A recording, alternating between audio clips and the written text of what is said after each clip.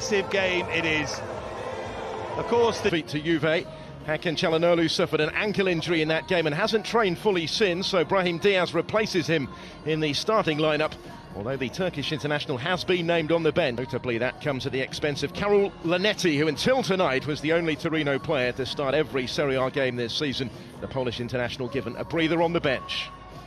Currently closest to challenging Milan at the summit. Roma against Inter. We need to return to winning ways to ensure they keep hold of top spot tomorrow.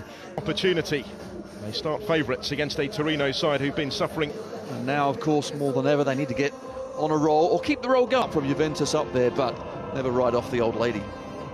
Wasn't more damaging, won't prove more damaging in the... If you're looking for positives as well for Torino, they've only won 2 games all season. Without their talisman since late November against Napoli. That's 3 meetings. And they arrive back into the relegation zone ahead of kick-off. Premium della rottamazione con gli incentivi Citroën nuova C3 da 9.000 with Marco Guida on VAR duty so far for Stefano Pioli until Wednesday night, really. Well, Milan out to prove the end of their long unbeaten start, scoring in their last 36 Serie A games now, expressing. Yes, challenge will bring about the free suspension, but straight back into the side. Needs must really for Milan in the midfield.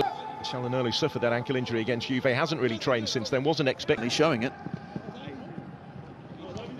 And in the absence of Castillejo again as the Spaniards attempt to combine. The corner had been taken short, cleared only as far as Tonali.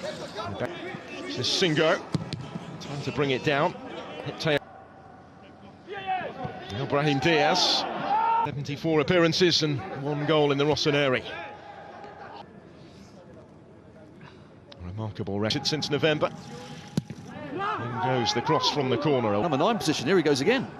Line open up for Theo Hernandez, and he'll get the free kick this time. Fernando Itzo with the challenge. Again, the referee was well positioned. Conceded. Tonali with the free kick. Could have gone anywhere as it struck the wall. Belotti, was reported they bid about 60 million euros for him over 3 years ago. Torino wanted 100 million, he scored more. That's an away venue.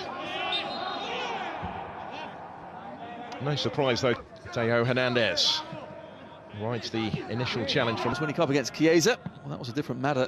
Chiesa certainly made him...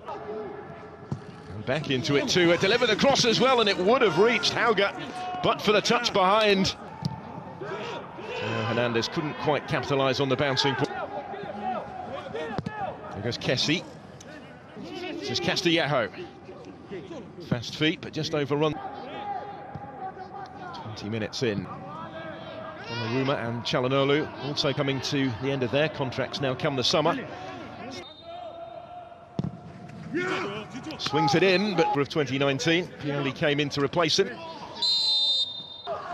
Here come Milan through the middle. Rafael Leao is in, and there's the goal that the early dominance has surely deserved. Taken smartly by Rafael Leao. Inspired perhaps by the presence of the top scorer Zlatan back on the bench tonight, but he's been in fine form himself recently. 5th goal of the season, and just reward really for the Rossoneri's early dominance here. Well, they have deserved it. It's covered good ground here. He does have options either side, but it was overhit for House taking the touch. This is Goyak. It breaks for Singo to try and sling in the cross. Impressive play from Milan. Brahim Diaz did really well to trick his way into the penalty area, and questions asked of the referee. Diaz left to beat the ground in frustration. Get a bit of the ball, but Diaz is the one. Let's see. He's taken some Sorcerer. It's curly. I think maybe is he too casual yet? He just strokes it into the bottom corner just about every time. Milan have been so on top. They certainly deserve to be ahead. Still struggling with that being a penalty, even with VAR and stopping it.